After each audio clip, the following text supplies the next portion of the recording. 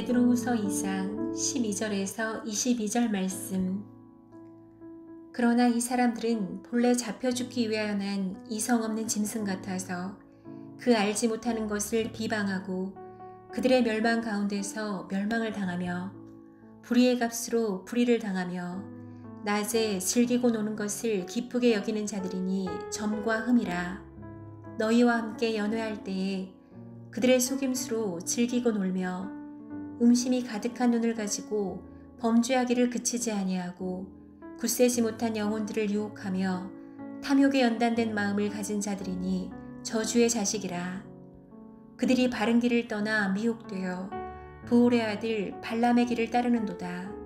그는 불의의 삭슬을 사랑하다가 자기의 불법으로 말미암아 책망을 받되 말하지 못하는 나귀가 사람의 소리로 말하여 이 선지자의 미친 행동을 저지하였느니라. 이 사람들은 물 없는 샘이요 광풍에 밀려가는 안개니 그들을 위하여 캄캄한 어둠이 예비되어 있나니 그들이 허탄한 자랑의 말을 토하며 그릇되게 행하는 사람들에게서 겨우 피한 자들을 음란으로서 육체의 정욕 중에서 유혹하는도다.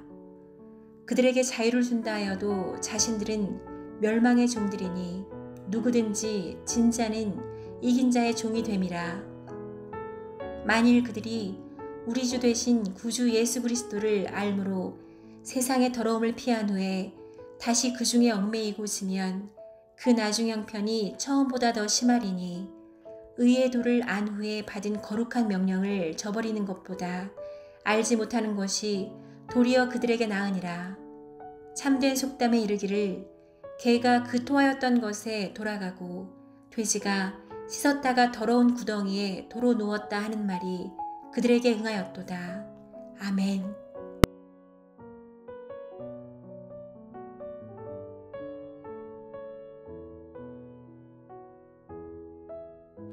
함께 기도하겠습니다. 하나님, 영적 분별력을 더하여 주옵소서.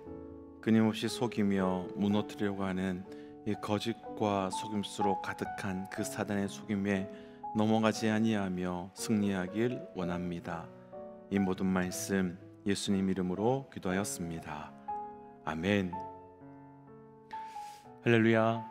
우리에게 진리를 허락하시고 또 그 진리를 통해 온전히 하나님을 알아갈 수 있는 은혜를 허락하신 우리 하나님의 이름을 높이 찬양합니다.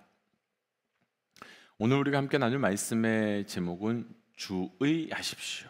주의하십시오라고는 말씀의 제목으로 어제 말씀과 좀 이어지는 말씀입니다. 어제 말씀에서는 진리 공동체 안에 거짓 교사들이 있으며 또 거짓 교사들은 어떤 자들이고 또 왜 있는가에 대한 말씀을 함께 묵상했었는데, 오늘은 우리가 그 거짓 교사들을 주의하는 것이 얼마나 중요한 것인지에 대한 말씀을 함께 묵상해 보려고 합니다.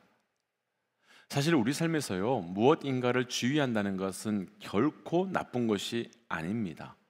그런데 그 무엇에 익숙해지기 시작하면 주의하기보다는 지금까지 해왔던 패턴을 따라가기가 쉽고 습관을 따라가기가 쉬운 것이 우리의 모습입니다.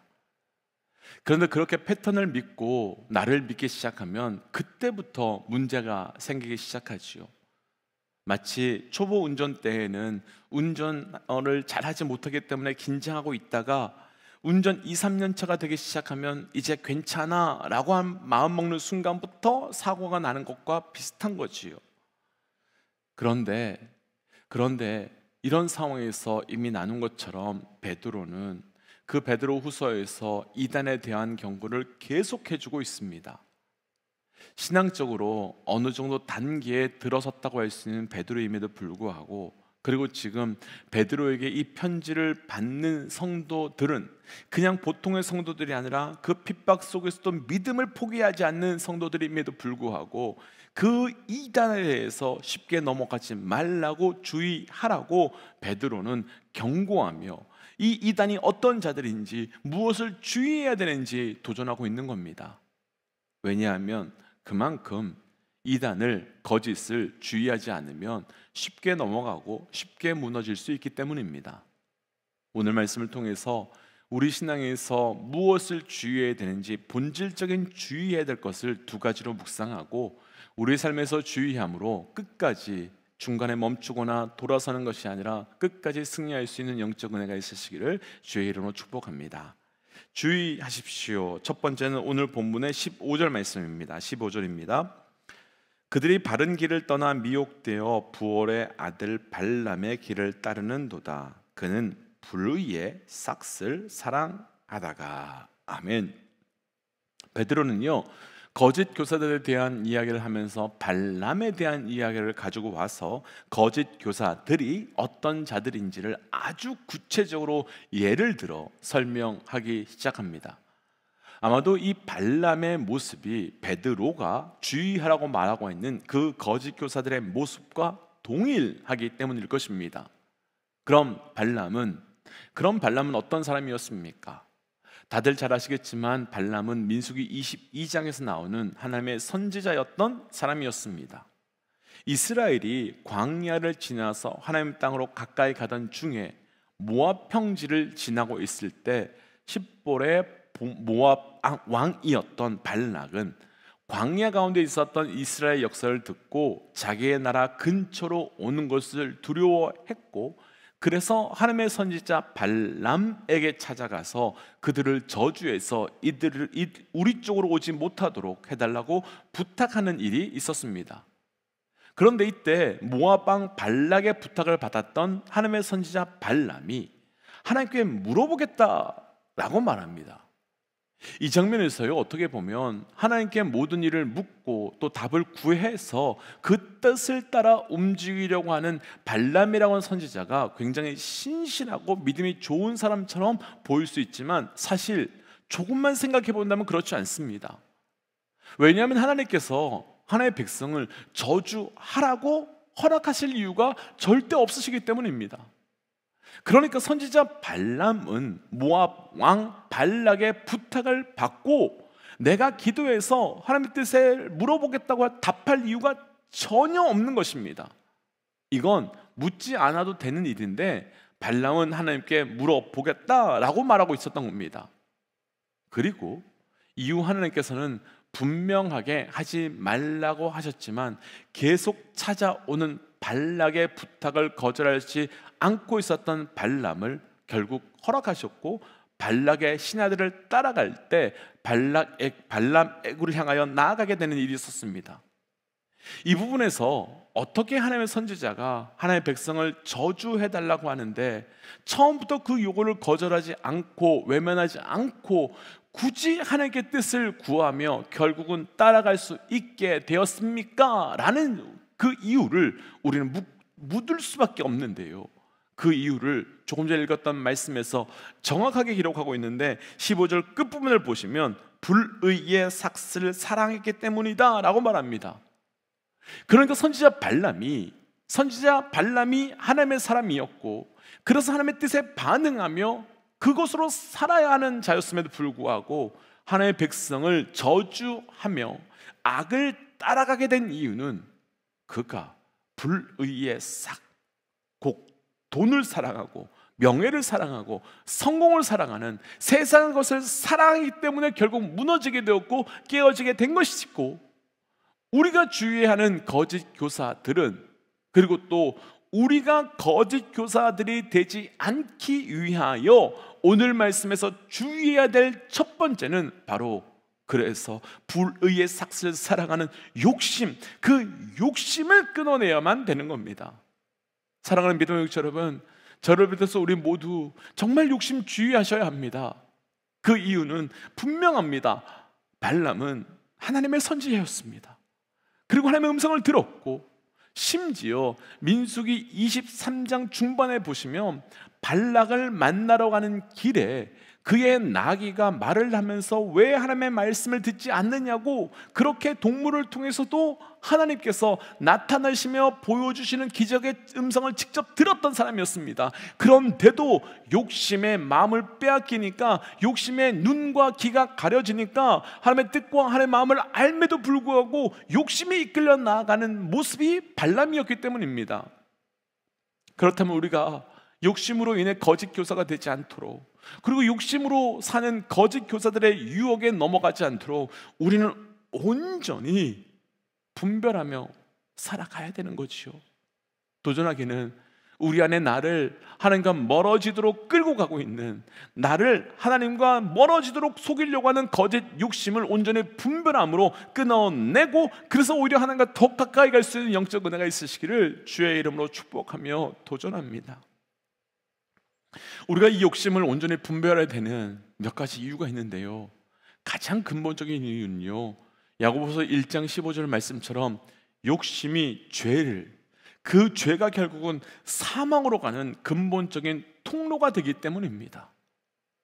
그래서 거짓 교사들은요, 우리에게 처음부터 사망의 길을 제시하는 것이 아니라 작은 욕심으로 유혹하지만 결국은 우리가 사망의 길로 가도록 유혹하고 있는 겁니다.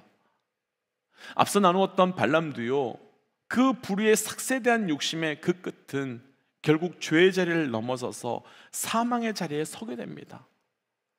아니, 발람은 마치 자신이 그 길을 가는 것이 하나님의 부르심처럼, 하나님의 사명처럼 반응했었습니다.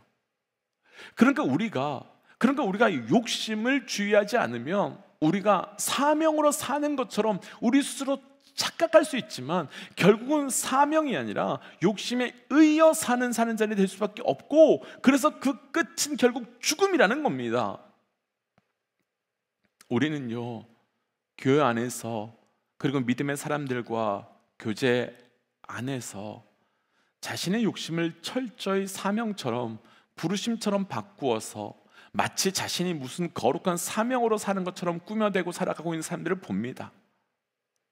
그런데 이 부분에서 정말 무서운 것은, 주변 사람들은 다 그것이 욕심인 것을 아는데 본인은 절대로 욕심과 관계없고 나만이 철저히 사명으로 사는 사람이라고 생각하고, 그 자기의 욕심을 인정해 주지 않는 사람들을 향해서 믿음이 없다, 믿음이 부족하다, 담대함이 없다, 혹은 하나님을 믿지 않는 그런 사람들처럼 쉽게 평가해버리는 속성이 있다는 겁니다. 사랑하는 믿음의 육자 여러분, 욕심과 사명을 우리 구별해야 됩니다. 내 안에 사명이 있으면 사명이 없는 사람들을 보고 안타까워하고 어떻게 해서든지 함께 하고 싶어 하지요.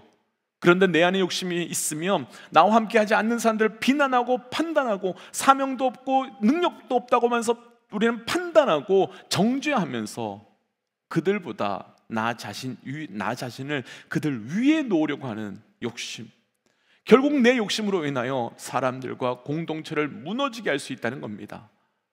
우리가 욕심을 주의하셔야 합니다. 우리가 또 욕심을 주의해야 되는 또 다른 두 번째 이유는, 첫 번째 이유가 욕심이 우리를 사망의 길로 가게 하고 개인과 공동체를 무너지게 한다고 한다면, 두 번째는 욕심은 끊임없이 나만을 정당하기 때문입니다. 한국 속담에요, 이유 없는 무덤이 없다라는 말이 있지요. 욕심도 그렇습니다. 왜 그렇게 하느냐라고 하면 욕심 때문이었다고 말하는 사람 하나도 없습니다. 당시에는, 나중에는 후회할지 모르겠지만 당시는 그것이 다 합당한 이유가 있다고 말합니다. 왜냐하면 마치 그 욕심은 발람이 이스라엘을 저주하러 가는 길에 그 길을 정당화시키며 가는 것처럼 이미 나 스스로 그 나의 욕심을 아름답게 꾸며놓았기 때문입니다. 사랑하는 믿음의 동역자 여러분, 저를 비롯해서 우리 모두 욕심, 반복되는 이야기지만 주의해야 됩니다. 욕심과 사명을 구분해야 되고, 나를 죄의 길, 사망의 길로 끌고 가려고 하는 욕심을 아름답게 꾸며내려고 하지 마십시오. 그냥 욕심임을 인정하십시오. 그래서 우리가 욕심의 길이 아닌 진리의 길, 소망의 길로만 나아가는, 그래서 생명의 끝을 바라보며 나아갈 수 있는 영적 은혜가 있으시기를 주의 이름으로 도전합니다. 주의하십시오. 두 번째는요, 20절부터 21절까지의 말씀입니다. 20절부터 21절입니다. 의의 도를 안 후에 받은 거룩한 명령을 저버리는 것보다 알지 못하는 것이 도리어 그들에게 나으니라. 참된 속담에 이르기를 개가 그 토하였던 것에 돌아가고 돼지도 씻었다가 더러운 구덩이에 도로 누웠다 하는 말이 그들에게 응하였도다. 아멘. 거짓 선지자들을 통하여서 의의 도를 안 이후에 거룩한 명령을 저버리는 것보다 처음부터 알지 못하는 것이 도리어 그들에게 나았을 것이다 라고 말합니다. 이렇게 말씀하시는 이유가 있지요. 앞서 나누었던 발람은요, 하나님의 뜻을 알고도 결국 하나님의 백성들을 저주하는 길로 나아갔습니다. 그런데 그 결과 민수기 31장으로 넘어가 보시면 발람은 처참하게 죽임을 당하게 됩니다. 우리가 거짓 선지자들을 주의해야 한다는 이유는 우리가 거짓 선지자들과 같이 동일하게 심판의 자리에, 망함의 자리에, 깨어짐의 자리에 설 수 있기 때문입니다. 우리는 원래 그런 사람이 아닌데 그 자리에 설 수 있기 때문입니다. 당시 베드로는 성도들에게 거짓 선생들과 거짓 교사들을 주의하라고 했지만 베드로의 경고를 무시하고 외면하고 있었던 사람들이 있었는데, 그들을 향해서 베드로는 잠언 26장 11절 말씀, 그러니까 오늘 본문에요 22절로 가지고 와서 개가 토한 것을 다시 먹고 돼지가 씻었다가 더러운 구덩이에 다시 눕게 되는 것이다 라고 말합니다. 무엇입니까? 영적으로 거룩하게 되었는데 스스로 다시 죄의 길로 간다라고 말하는 겁니다. 그런데 그렇게 된 이유에 대해서는요, 바로 동일한 말씀 잠언 26장 12절에서 이렇게 증거하는데요. 우리 자막을 통해서요, 잠언 26장 11절과 12절 말씀을 함께 좀 읽어보고 말씀을 좀 묵상해 볼게요. 함께 좀 읽어볼게요. 개가 그 토한 것을 도로 먹는 것 같이 미련한 자는 그 미련한 것을 거듭 행하느니라. 너가 스스로 지혜롭게 여기는 자를 보느냐? 그보다 미련한 자에게 오히려 희망이 있느니라. 아멘. 거짓 교사들의 개처럼 그리고 돼지처럼 살아가는 그 이유를 그들이 스스로 지혜롭게 여겼기 때문이다 라고 말합니다. 그럼 스스로 지혜롭게 여기는 것은, 그 스스로 지혜롭게 여기는 것은 어떤 삶이겠습니까? 그것이 바로 교만의 삶입니다. 결국 거짓 교사들을 주의해야 되는 이유는 그들이 교만의 사람들이기 때문이며, 동시에 우리 또한 교만의 사람으로 바뀌어져서 다시 개처럼 다시 돼지처럼 토한 것으로, 그리고 더러운 것으로 다시 돌아가도록 미련한 삶을 사도록 만드는 것이 바로 교만이기 때문입니다. 왜 오늘 본문 21절의 말씀처럼 우리가 왜 의의 도를 안 이후에 다시 이단으로 넘어가겠습니까? 어둠의 지혜를 가지고 있는 사단보다 내가 더 잘났다고 생각하기 때문입니다. 나 스스로 그것을 감당할 수 있다라고 교만하기 때문입니다. 내가 그들을 이길 수 있다라고 생각하기 때문입니다. 그런데 앞서 나눴던 욕심과도 같이 교만한 사람들 또한, 교만한 사람들은 나의 교만을 절대로 인식하지 못합니다. 나 교만한 사람이라고 말하지 않습니다. 나는 그런 생각 가지고 있다고 생각하지 않습니다. 그러니까 스스로 교만하게 되는 겁니다. 그래서 우리 모두 주의해야 합니다. 나도 모르게 교만해질 수 있고, 나의 교만이 나를 넘어뜨림으로 나의 교만을 깨닫지 못하는 거짓 교사로 만들어 버릴 수 있기 때문입니다. 사랑하는 믿음의 여러분, 교만을 끊임없이 끊어내시고 욕심을 끊임없이 멀리 하십시오.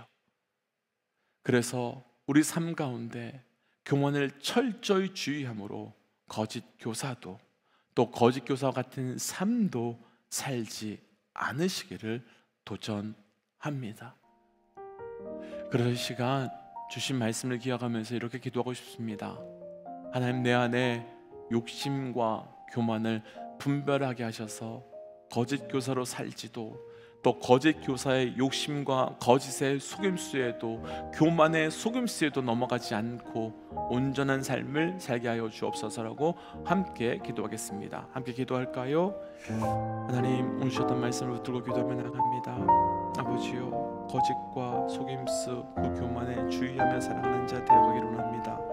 아버지, 내 삶 가운데서 그 거짓 교사의 속임수에 빠지지 않게 하시고, 하나님, 그래서 교만과 욕심 대신 순종과 거룩으로 살아갈 수 있도록 하시고, 영적인 겸손함으로 나아갈 수 있도록 인도하여 하나님, 오늘 주셨던 말씀을 붙들고 기도하며 나아갑니다. 하나님, 오늘 이 말씀 앞에 우리가 온전히 살아갈 수 있도록 인도하여 주옵소서. 끊임없이 교만과 욕심으로 나를 속이려고 하는 세상 앞에 하나님 승리케 하시고 분별케 하여 주셔서 하나님 넘어가고 끊어지는 것 아니라 돌아서는 것 아니라 오직 하나님만 의지하여 나아가는 나의 인생이 되어갈 수 있도록 동행하여 주옵소서. 이 모든 말씀 예수님 이름으로 기도하였습니다. 아멘. 사랑하는 믿음의 육지 여러분, 거짓과 속임수를 통하여 우리를 교만하게 만들고 욕심에 빠지게 하려고 하는 사단의 속임에 잘 분별하셔야 됩니다. 우리가 욕심의 자리에 있다고, 교만의 자리에 있다고 우리를 스스로 생각하지 못하도록 하는 것이 사단의 속임이기 때문입니다. 우리 함께 이 시간 선포하고 삶의 자리로 또 기도의 자리로 나아가지요. 함께 선포하겠습니다. 하나님은 살아계십니다. 아멘. 승리하십시오. 함께 기도하겠습니다. 기도할까요?